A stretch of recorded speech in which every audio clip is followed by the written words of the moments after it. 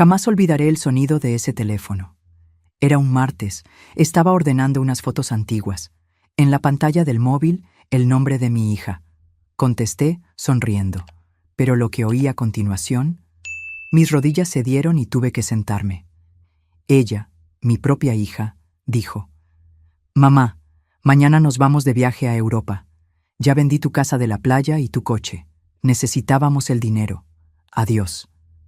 Pero la mayor humillación no fue la venta, fue la falta de remordimiento.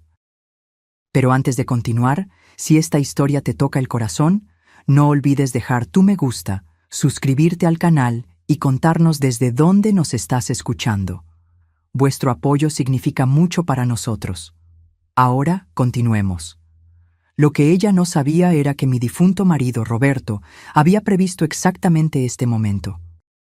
Me dejó una carta, un plan de venganza que se desarrollaría lentamente, con un giro tan devastador que la vida que ella intentó robarme sería lo único que más desearía recuperar. Y lo peor, o mejor, lo más irónico, es que el plan no era solo para protegerme, era para enseñarle una lección tan profunda que cambiaría nuestras vidas para siempre. Mi nombre es Antonia. Soy viuda desde hace algunos años y siempre fui una mujer de rutina sencilla, pero llena de amor.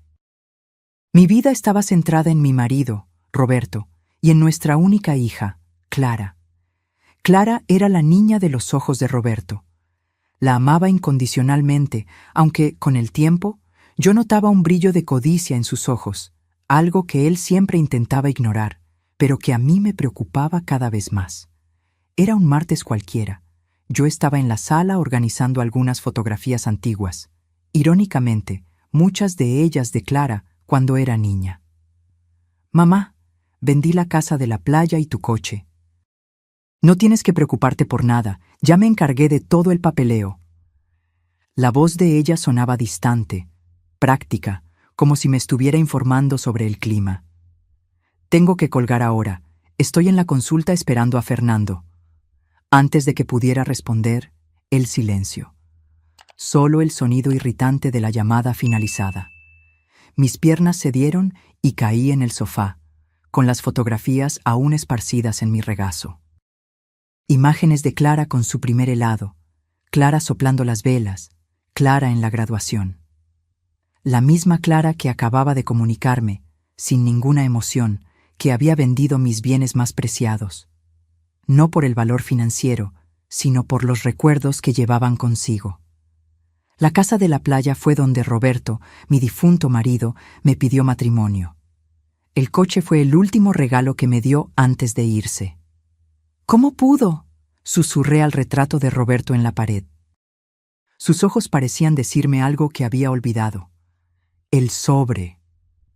De repente recordé. Roberto había dejado un sobre sellado con instrucciones específicas. Ábrelo solo en caso de extrema necesidad, cuando sientas que lo has perdido todo. Corrí hasta el dormitorio, mis manos temblando mientras hurgaba en el cajón de la cómoda. El sobre estaba allí, amarillento por el tiempo, con la letra firme de Roberto. «Para Antonia, mi amor eterno». Lo abrí con cuidado, como si estuviera desvelando un tesoro antiguo. Y era exactamente eso. Dentro, documentos de propiedades, extractos bancarios, certificados de acciones y una carta que me dejó sin aliento. «Mi querida Antonia, si estás leyendo esto, es porque algo grave ha sucedido. Siempre supe que Clara heredó de mi familia no solo los ojos verdes, sino también la codicia que tanto me avergonzaba de mis parientes. Por eso, mantuve en secreto gran parte de nuestros bienes. Tú, mi amor, eres una mujer rica, mucho más rica de lo que Clara o cualquiera imagina. Busca a Jonas, él lo sabe todo y te ayudará. Protégete, aunque sea de nuestra propia hija. Con amor eterno, Roberto». Las lágrimas corrían por mi rostro mientras la rabia y el dolor se mezclaban. Roberto lo había previsto todo, conocía a su propia hija mejor que yo. Mientras yo la defendía, él silenciosamente preparaba una red de protección para mí. Al día siguiente, estaba en la oficina de Jonas. Él no pareció sorprendido con mi visita. «Antonia, por fin, Roberto me dijo que un día vendrías. Jonas, un señor de cabello gris y mirada comprensiva, me recibió como quien espera a un viejo amigo. ¿Qué ha pasado? Le conté todo, la llamada, la venta, la traición.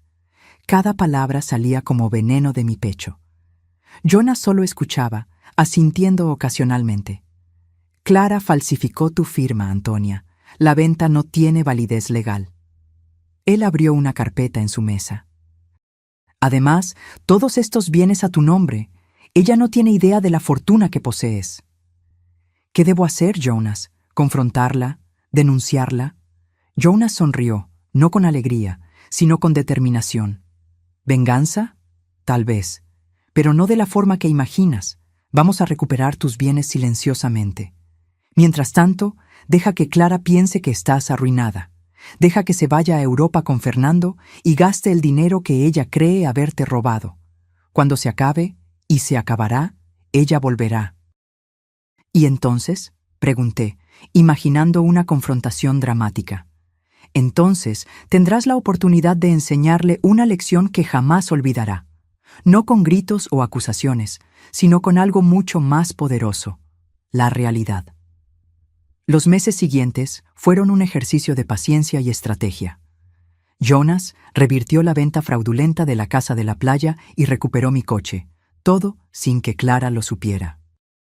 Recibía actualizaciones sobre ella a través de conocidos, viajes lujosos por Europa, restaurantes caros, ropa de diseñador, todo financiado con lo que ella creía ser mi último recurso. Yo vivía en silencio, habitando mi dolor, pero también planeando cada movimiento con la precisión de una jugadora de ajedrez. No quería solo castigar a Clara, quería enseñarle, transformarla. La misma niña que yo había criado con tanto amor no podía ser solo un monstruo de codicia. Había algo de Roberto en ella, algo bueno que necesitaba ser rescatado. 6 meses después, recibí la llamada que Jonas había previsto. La voz de Clara ya no era fría ni práctica, estaba entrecortada, rota. «Mamá, ¿puedo volver a casa?», sollozaba al teléfono. «Fernando me dejó. No tengo dinero. No tengo dónde quedarme.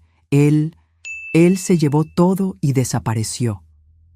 Respiré hondo antes de responder, sintiendo el peso de cada palabra.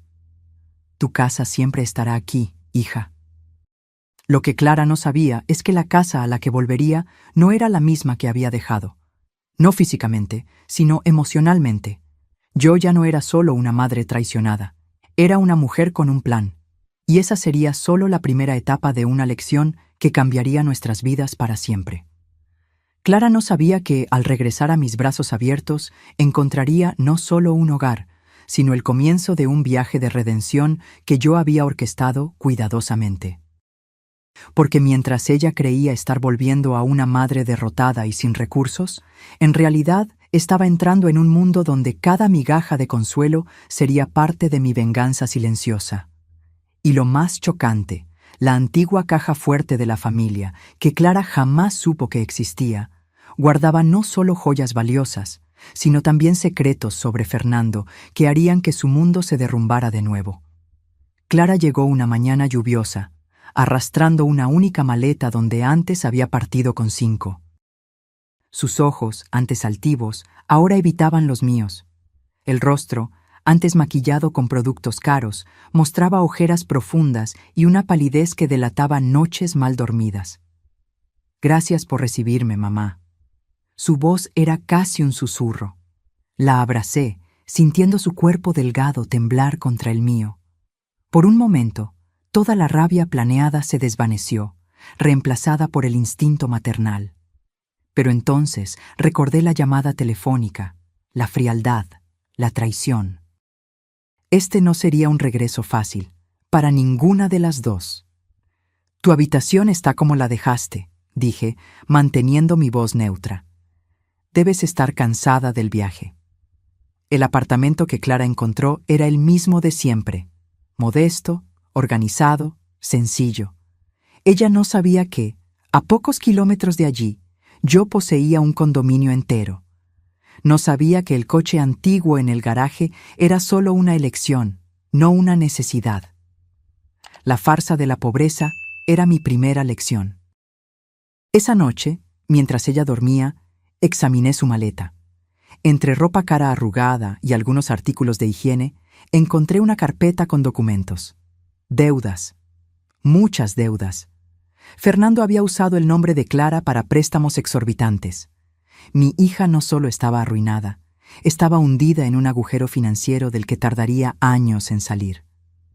Perfecto, susurré, devolviendo todo a su lugar. La lección sería más profunda de lo que imaginé. A la mañana siguiente, Clara intentó explicar su situación entre sorbos de café barato. Fernando, él no era quien yo pensaba. Usó mi nombre, abrió cuentas, hizo préstamos. Ella miraba la taza como si buscara respuestas en el líquido oscuro. Lo descubrí demasiado tarde. Cuando lo confronté, simplemente desapareció con el dinero que quedaba. ¿Y el dinero de la venta de la casa y el coche? Pregunté inocentemente. Ella tragó saliva. Se acabó. Lo gastamos en viajes, ropa. Fernando decía que estábamos invirtiendo, pero en realidad, una lágrima corrió. Mamá, arruiné nuestras vidas. Asentí lentamente. Entonces tenemos que empezar de nuevo. ¿Has buscado trabajo? Clara pareció sorprendida por la pregunta. En su vida anterior, trabajo era una palabra distante. Ella había vivido de las rentas que Roberto dejó, luego del dinero que creía haberme robado. Voy a buscar, respondió insegura, y así comenzó la segunda fase de mi venganza pedagógica.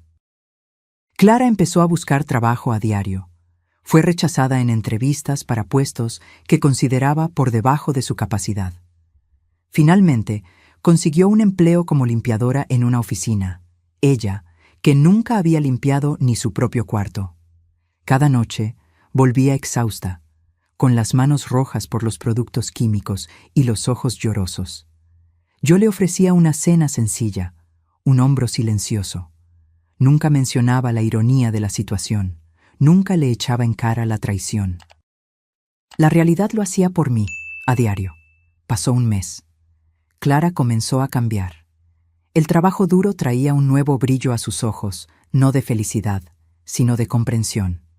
Se levantaba temprano, organizaba la casa antes de salir, volvía con pequeñas contribuciones para los gastos. «Me dieron un aumento», dijo orgullosa una noche, poniendo algunas notas sobre la mesa.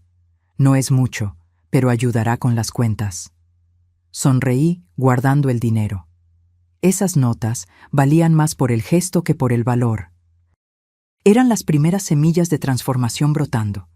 En el tercer mes decidí avanzar con el plan. Dejé a propósito sobre la mesa un segundo sobre, similar al que Roberto me había dejado. Clara lo notó de inmediato. «¿Qué es esto, mamá?» «Algo que tu padre dejó. Lo descubrí hace poco». Observé su reacción mientras abría el sobre. Dentro había la ubicación de una caja fuerte antigua y su combinación. Clara me miró confundida. «¿Vamos a revisarla juntas?», sugerí. La caja fuerte estaba en un banco en el centro de la ciudad. Cuando el empleado nos dejó a solas en la sala, Clara giró la combinación con dedos temblorosos. Dentro, una colección de joyas de la familia, piezas antiguas, valiosas, con historias que yo conocía de memoria. «Dios mío», susurró Clara, tocando un collar de perlas. «Esto debe valer una fortuna». Vi el brillo familiar en sus ojos, el mismo que tenía cuando llamó para informar sobre la venta de la casa. Codicia. Esperé, conteniendo la respiración. «Mamá», comenzó lentamente, «quizás podamos vender algunas piezas. Podríamos pagar parte de las deudas de Fernando. Quizás él vuelva si...» La interrumpí con un gesto brusco. «Estas joyas son recuerdos, Clara. No están a la venta». Ella pareció sorprendida por mi firmeza. «Pero las deudas son tus deudas ahora, y las vas a pagar con tu trabajo, no con nuestro pasado». Cerré la caja fuerte con un clic definitivo.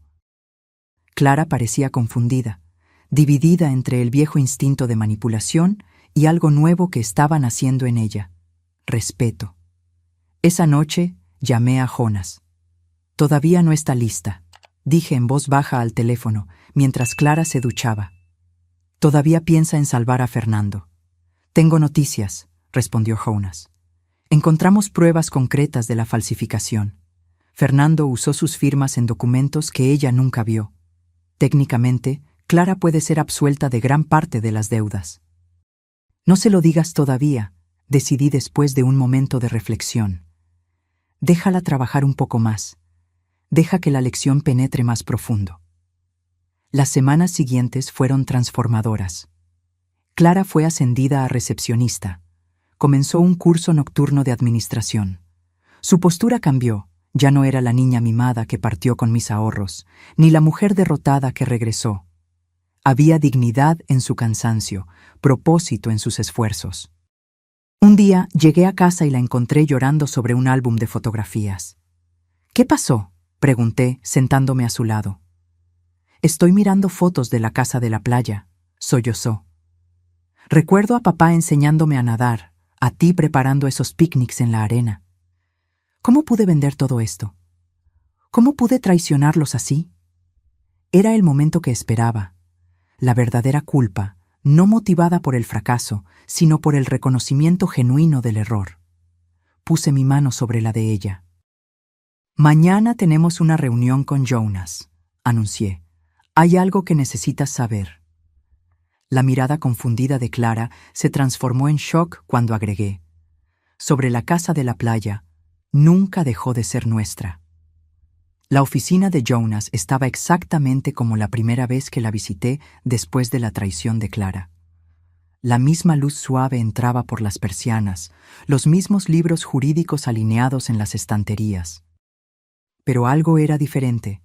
Mi hija sentada a mi lado, nerviosa, sin entender por qué estábamos allí. «Buenos días, señoras», saludó Jonas con su sonrisa contenida. «Clara, es bueno por fin conocerte en persona». Clara me lanzó una mirada interrogativa. «¿Se conocen?» «Jonas era el abogado de confianza de tu padre», respondí con calma. «Y ha sido mi consejero durante todos estos años». Jonas abrió una carpeta gruesa sobre la mesa. «Clara, estamos aquí para discutir tu situación legal y financiera». Durante 3 horas, Jonas explicó metódicamente toda la verdad. Cómo la venta de la casa de la playa y del coche había sido revertida por falsificación. Cómo su padre había protegido gran parte de los bienes de la familia a mi nombre. Cómo yo no era la mujer sin recursos que ella imaginaba, sino propietaria de inmuebles, acciones y empresas. Clara palidecía con cada revelación. Sus ojos iban de Jonas a mí, incrédulos. «Todo este tiempo», murmuró finalmente. «Todo este tiempo podrías haber resuelto mis deudas con una llamada telefónica». «Sí», respondí simplemente. «¿Por qué no lo hiciste?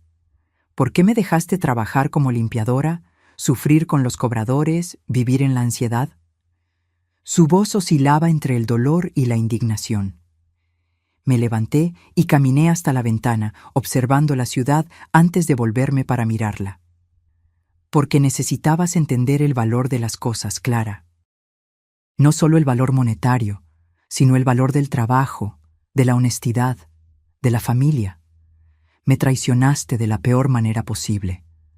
Vendiste recuerdos como si fueran solo ladrillos y metal. Trataste mi amor como algo desechable». Mi voz no era acusadora, era firme, como la de una profesora explicando una lección difícil. Podría haber gritado, haberte echado, incluso haberte denunciado a la policía. Pero, ¿qué lección habrías aprendido? ¿Que tu madre era una persona más que te rechazaba? No. Volví a sentarme frente a ella. «Yo elegí enseñarte». Clara se cubrió el rostro con las manos, sollozando. «Las deudas». Jonas interrumpió delicadamente. «Tenemos pruebas suficientes de que Fernando falsificó su firma en varios documentos. Podemos anular gran parte de ellas legalmente». Clara levantó el rostro marcado por las lágrimas. «¿Y qué pasa ahora? ¿Volvemos al principio, como si nada hubiera pasado?» «No», respondí firmemente. «Nada será como antes. La cuestión es, ¿qué quieres que sea a partir de ahora? Ella se quedó en silencio por un largo momento, absorbiendo todo. «Quiero seguir trabajando», dijo finalmente, para mi sorpresa. «Me ascendieron a asistente administrativa. Quiero terminar mi curso». Asentí sintiendo una inesperada ola de orgullo. «Y quiero hacer algo con la casa de la playa», continuó más firme. «Algo significativo. Tal vez transformarla en un refugio temporal para mujeres que sufrieron como yo, pero que no tienen una madre como tú para enseñarles». Jonas sonrió, mirándome con aprobación. «Parece que tu estrategia funcionó, Antonia». Salimos de la oficina diferentes de cómo entramos. Clara caminaba a mi lado, no como la hija derrotada que volvió suplicando ayuda, ni como la joven arrogante que me traicionó, sino como una mujer en transformación. «¿Por qué me perdonaste?», preguntó mientras esperábamos el ascensor. «Después de todo lo que hice...».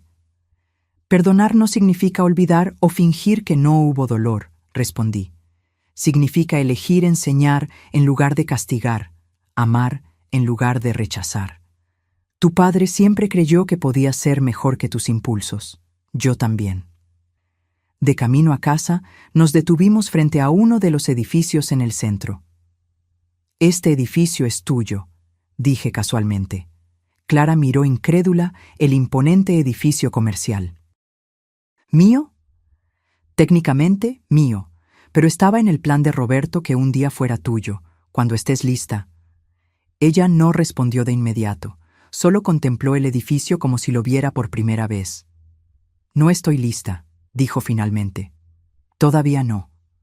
Sonreí, apretando su mano. «Lo sé. Y eso demuestra que estás aprendiendo». En las semanas siguientes, Clara dividió su tiempo entre el trabajo, los estudios y la planificación del refugio en la casa de la playa. Con la ayuda de Jonas, conseguimos anular gran parte de las deudas fraudulentas. Ella insistió en pagar el resto con su propio salario, rechazando mi oferta de liquidarlas. Una tarde, mientras organizábamos la casa de la playa para la reforma, Clara encontró una caja de recuerdos en el antiguo dormitorio de Roberto. «¿Te acuerdas de esto?», preguntó, mostrando una fotografía descolorida. En ella, Roberto sostenía a una Clara de 5 años sobre sus hombros, ambos riendo en la playa. «A tu padre le encantaba este lugar», comenté, sentándome a su lado en la cama antigua. «Decía que aquí podía ver el futuro más claramente». Clara pasó los dedos por la imagen. ¿Previó que lo decepcionaría? «Previó que serías puesta a prueba. Todos lo somos». «Y yo fallé». Toqué su rostro girándolo hacia mí. «Fallar no es el final, Clara. Es solo un momento en el camino. Lo que importa es lo que haces después». Esa noche, sentadas en el porche frente al mar, Clara me contó más sobre los meses en Europa. Cómo Fernando gradualmente reveló su verdadera naturaleza. Cómo ella, ciega por la ilusión de amor y estatus, ignoró las señales. Cómo él la dejó en un hotel de París, desapareciendo con el dinero y las joyas que ella había llevado. «Me lo merecía», concluyó, mirando las olas. «Traicioné a quien realmente me amaba por alguien que solo amaba lo que yo podía ofrecer. Quizás». Tomé un sorbo de té. «Pero ahora sabes la diferencia». Una semana después, inauguramos el refugio. Era modesto al principio, solo 3 habitaciones preparadas para recibir a mujeres en situación de vulnerabilidad. Clara había contactado a una ONG local que ayudaría en la administración y en las derivaciones. «Lo llamaremos Casa Roberto», anunció durante la pequeña ceremonia de apertura. «Un lugar donde las personas rotas pueden reconstruirse». Observé a mi hija hablando con trabajadores sociales y voluntarios, explicando su visión con pasión. Sus ojos brillaban no con codicia, sino con propósito. Esta era la hija que Roberto siempre vio, incluso cuando yo dudé de que existiera. Jonas se acercó, ofreciéndome una copa de champán. «Tu venganza fue un éxito», comentó en voz baja. «No fue venganza», corregí. «Fue amor en su forma más difícil». El tiempo tiene una manera peculiar de curar heridas, transformando cicatrices en recuerdos y dolor en sabiduría. Pasó un año desde la inauguración de la Casa Roberto. Lo que comenzó con 3 habitaciones ahora ocupaba toda la casa de la playa, habiendo ayudado a más de 30 mujeres a rehacer sus vidas. Clara se convirtió en gerente del proyecto, dividiendo su tiempo entre el trabajo corporativo y el refugio. Su curso de administración estaba casi concluido y ya hablaba de expandir el proyecto a otras ciudades. La transformación era tan profunda que a veces yo misma me sorprendía al observarla. En una tarde particularmente calurosa, estábamos organizando donaciones para el refugio cuando el cartero entregó una correspondencia inusual, una carta de la penitenciaría estatal. «Es de Fernando», dijo Clara, sosteniendo el sobre como si fuera algo tóxico. Su rostro no mostraba emoción. «¿La vas a abrir?», pregunté, intentando mantener la voz neutra. Clara miró el sobre por un largo momento antes de responder. «No. Lo que sea que tenga que decir, ya no importa». Tiró la carta cerrada a la basura y continuó catalogando las donaciones como si nada hubiera pasado. Ese simple gesto confirmó lo que yo ya sabía. Mi hija estaba finalmente libre, no solo de Fernando, sino de los fantasmas de su propio pasado. Esa noche, después de que Clara se fue a una reunión con voluntarios, rescaté la carta de la basura. No por duda, sino por curiosidad. ¿Qué tendría que decir el hombre que casi destruye a mi hija? La carta era predecible. Disculpas vacías, promesas de cambio, peticiones de ayuda financiera para volver a empezar cuando saliera. Fernando había sido arrestado por fraudes en otro país y extraditado. Terminaba mencionando el dinero de la venta de la casa y del coche que seguramente aún quedaba. Sonreí con ironía. Él nunca entendería lo que realmente importaba.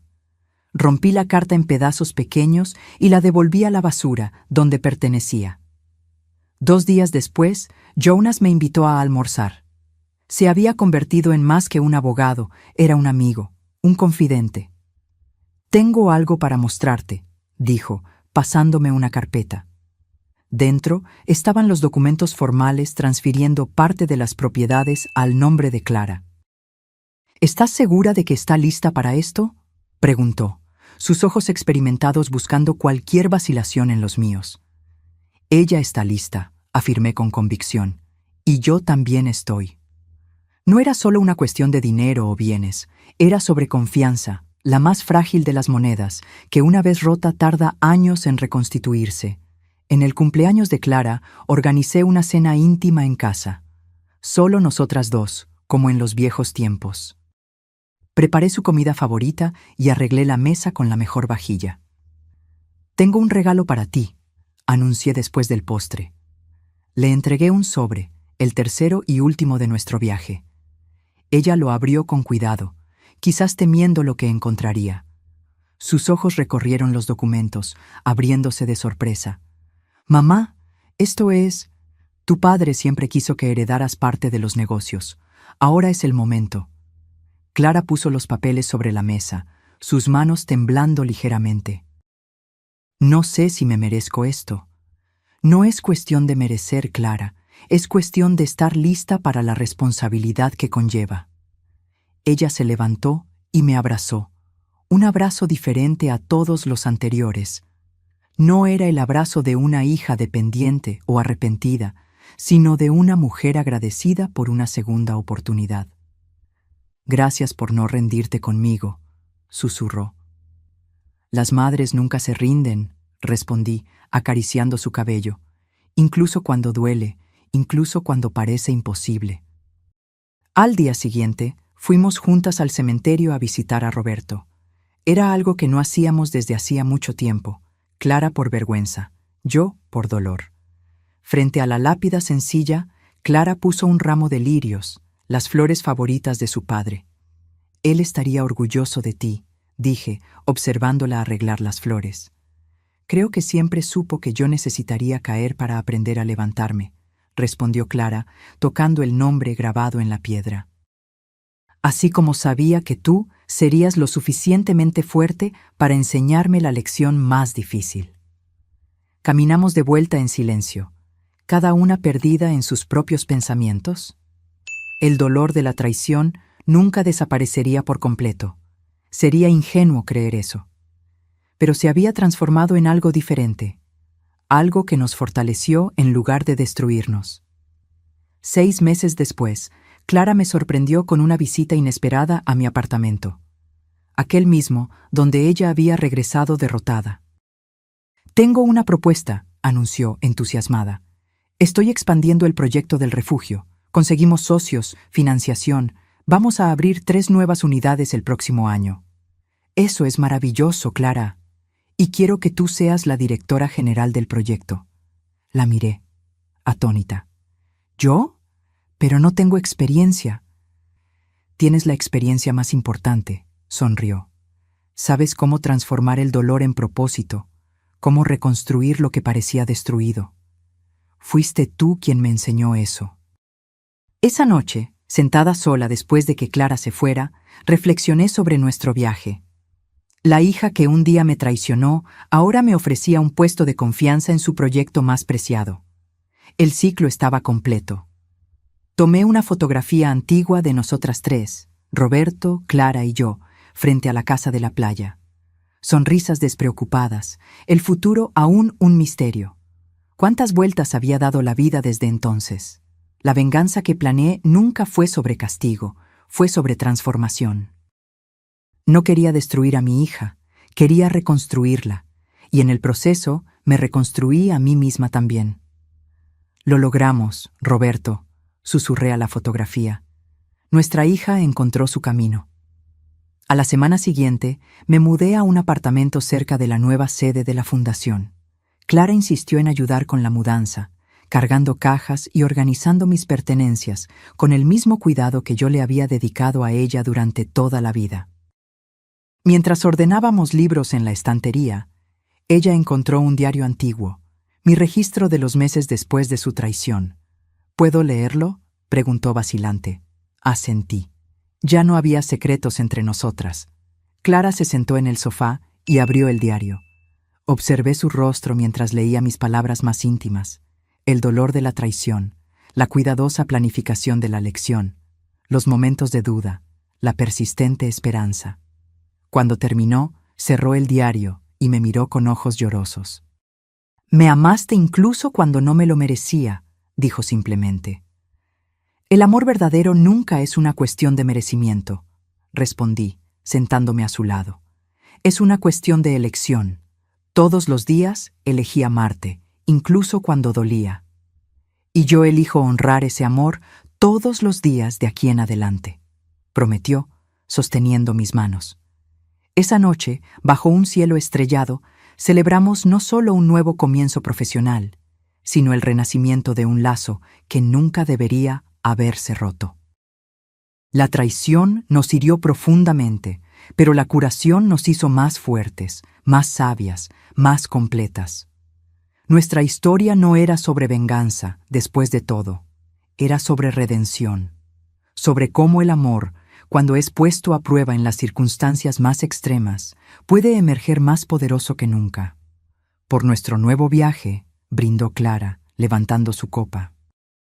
«Por nuestro nuevo viaje», repetí, sintiendo que finalmente habíamos encontrado el camino de regreso, no a donde estábamos antes, sino a un lugar completamente nuevo, construido sobre las bases del perdón y la comprensión. La hija que un día me traicionó se convirtió en mi mayor aliada, mi compañera en esta nueva fase de la vida. Y yo, que planeé una venganza silenciosa, descubrí que el verdadero poder no estaba en castigar, sino en transformar. En los años que siguieron, la Fundación Casa Roberto creció más allá de nuestras expectativas. Lo que comenzó como un refugio en una casa de la playa se convirtió en una red de apoyo con unidades en 3 estados. Clara lideraba la expansión con una pasión contagiosa, mientras yo supervisaba los programas de acogida y recuperación. A menudo, cuando los visitantes conocían nuestra historia, preguntaban cómo conseguimos superar algo tan doloroso como la traición. La traición es como un espejo roto, solía responder. Podemos cortarnos intentando juntar los pedazos, o podemos usar cada fragmento para crear un mosaico más hermoso y significativo. En una tarde particularmente significativa, mientras celebrábamos el 5º aniversario de la fundación, recibí una llamada inesperada. Era del hospital. Jonas había sufrido un ataque al corazón. Clara y yo corrimos al hospital, el miedo apretando nuestros corazones. Jonas había sido más que un abogado. Fue el guardián de nuestros secretos, el arquitecto silencioso de nuestra reconciliación. Encontramos al viejo amigo pálido, pero consciente, rodeado de máquinas y tubos. Su débil sonrisa se iluminó cuando nos vio. «Mis guerreras», murmuró, «vinieron a ver a un viejo testarudo». «Un viejo testarudo que se recuperará pronto», afirmó Clara, sosteniendo su mano. Después de que los médicos nos aseguraron que Jonas estaba estable, volvimos a casa en silencio, cada una absorta en pensamientos sobre la fragilidad y el tiempo. «Él fue esencial para nosotras, ¿verdad?», comentó Clara mientras conducía. «Sin Jonas, quizás yo nunca habría aprendido la lección». «Todos necesitamos a alguien que nos ayude a ver más allá del dolor», respondí, observando la ciudad pasar por la ventana. Alguien que nos recuerde quiénes somos realmente cuando lo olvidamos. A la semana siguiente, mientras Jonas se recuperaba, Clara encontró una caja con documentos antiguos en su oficina. Entre ellos, cartas que Roberto me había escrito, pero nunca enviado. Jonas las había guardado todos estos años, esperando el momento adecuado. «Él quería que las tuvieras ahora», Clara explicó, entregándome el fajo amarillento por el tiempo. Esa noche, sola en mi habitación, leí cada palabra que mi marido había escrito. Palabras de amor, de preocupación, de esperanza para el futuro de nuestra hija. En la última carta, fechada pocos días antes de su muerte, escribió: «Antonia, mi amor eterno, sé que Clara necesitará ser puesta a prueba un día. La vida tiene una manera de ponernos cara a cara con quienes somos realmente. Cuando ese momento llegue, confío en ti para guiarla no con rabia, sino con sabiduría. No con castigo, sino con amor. Porque al final, es el amor lo que lo cura todo, incluso las heridas más profundas». Lloré como no lo hacía en años, sintiendo a Roberto presente de una forma que no sentía desde su partida. Él lo había previsto todo, no por desconfianza, sino por conocer el corazón humano, sus debilidades y su capacidad de redención. A la mañana siguiente le mostré las cartas a Clara. Juntas, redescubrimos al hombre que ambas amábamos de maneras diferentes. El padre que previó la caída de la hija, el marido que confió en la fuerza de la esposa. Él lo sabía, susurró Clara, sosteniendo la última carta. Sabía que yo fallaría. Y sabía que te levantarías, completé. Así como sabía que yo encontraría la fuerza para mostrarte el camino. Cuando Jonas recibió el alta, organizamos una pequeña celebración en su casa. Durante la cena, él anunció su jubilación. «Es hora de pasar el testigo», dijo, mirando significativamente a Clara. «¿Qué quieres decir?», preguntó ella. «Quiero que asumas mi oficina, Clara. Tienes el conocimiento legal ahora, y lo que es más importante, tienes la sabiduría que viene de la experiencia. Puedes ayudar a otras personas como yo las ayudé a ustedes». Clara se quedó sin palabras, mirándome en busca de confirmación. «¿Estás lista?», afirmé con confianza. Y lo estaba. Al año siguiente, Clara dividió su tiempo entre la fundación y la oficina de abogados, especializándose en casos de mujeres víctimas de fraudes financieros y emocionales. Su historia personal se convirtió en su mayor herramienta. Ella entendía tanto el lado de quien traiciona como el de quien es traicionado. Una tarde, mientras organizábamos una fiesta de graduación para 3 residentes de la casa Roberto, Clara me encontró contemplando el mar desde el porche. «¿En qué piensas?», preguntó, apoyándose en el barandal a mi lado. «En cómo la vida da vueltas», respondí. «Ese día, cuando me llamaste para decir que habías vendido esta casa, pensé que todo había terminado. que había perdido no solo un inmueble, sino también a mi hija. Clara suspiró, mirando el horizonte. Estaba tan perdida, mamá, tan ciega por lo que creía que quería. Y míranos ahora. Sonreí, señalando con un gesto la casa llena de vida, de historias de recuperación. La traición que debería habernos separado terminó creando algo más grande que nosotras mismas.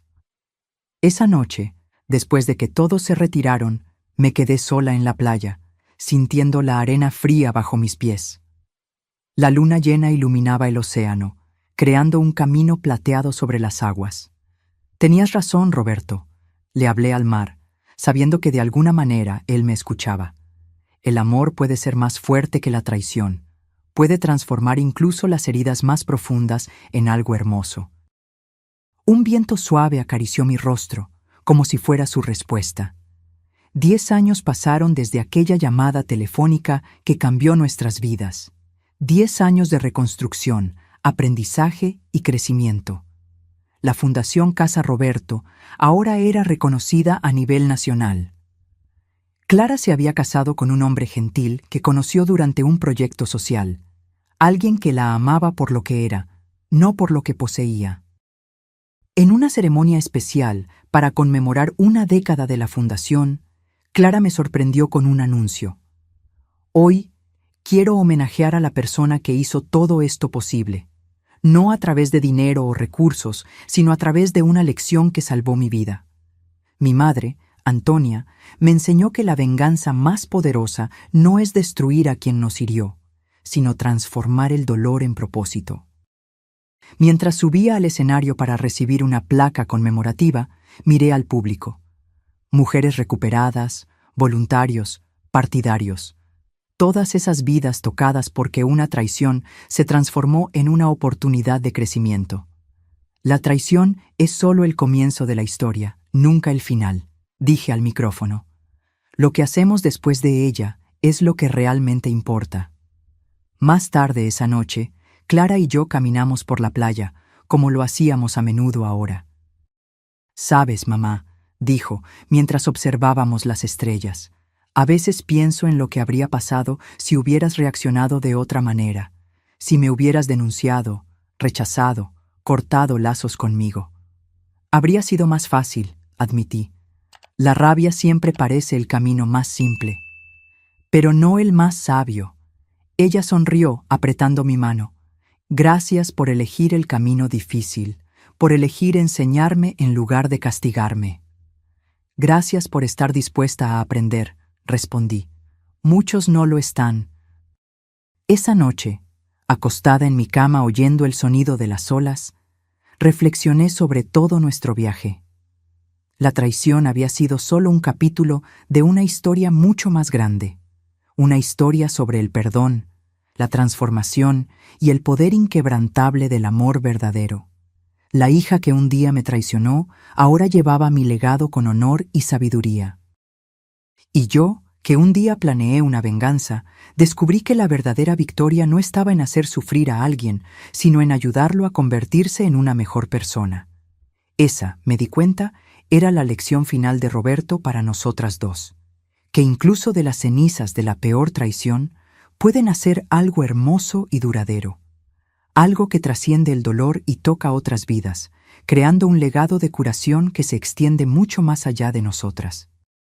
Y mientras el sueño llegaba suavemente, sentí una paz profunda, la paz de quien sabe que eligió el camino correcto, incluso cuando era el más difícil de recorrer.